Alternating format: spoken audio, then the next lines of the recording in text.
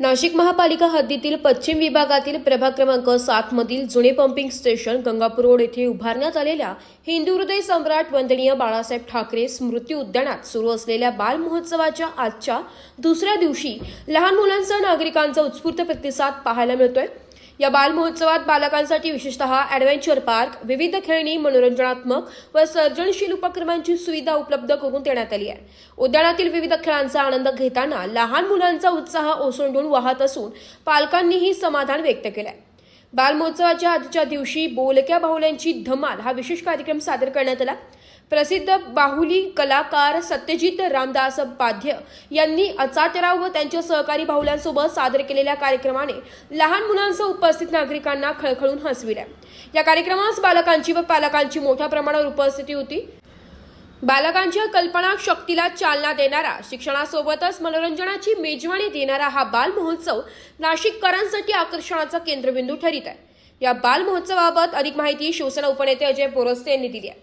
वंदनीय हिंदू हृदय सम्राट बाळासाहेब ठाकरे यांच्या स्मृती उद्यानामध्ये अत्यंत आनंदात साजरा होणारा बाल महोत्सवाचा आजचा दुसरा दिवस। रामदास पाध्ये यांचे चिरंजीव आज या ठिकाणी बोलक्या बाहुल्यांचा कार्यक्रम करणार आहे।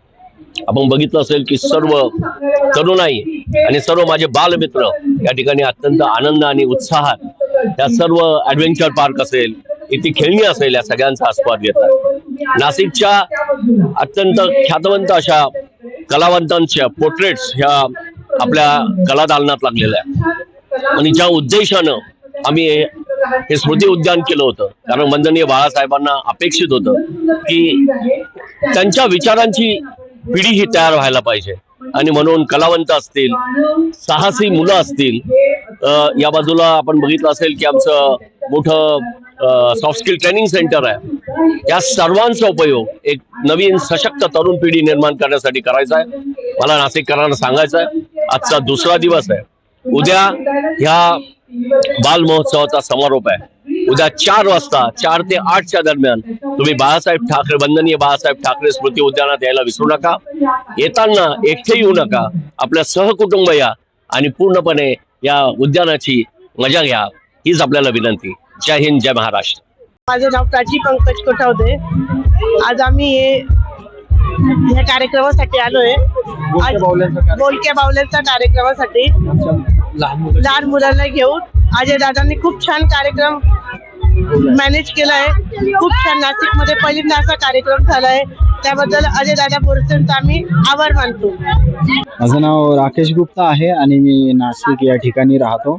आणि हा जो अजय बोरस्ते सरांनी जो कार्यक्रम ठेवला आहे, जे काही लहान लेकरांसाठी आयोजन केलेलं आहे, ते खूप छान आहे। आणि मला तरी असं वाटतं की 3 दिवस असा कार्यक्रम पहिल्यांदा या गार्डन मध्ये झालाय।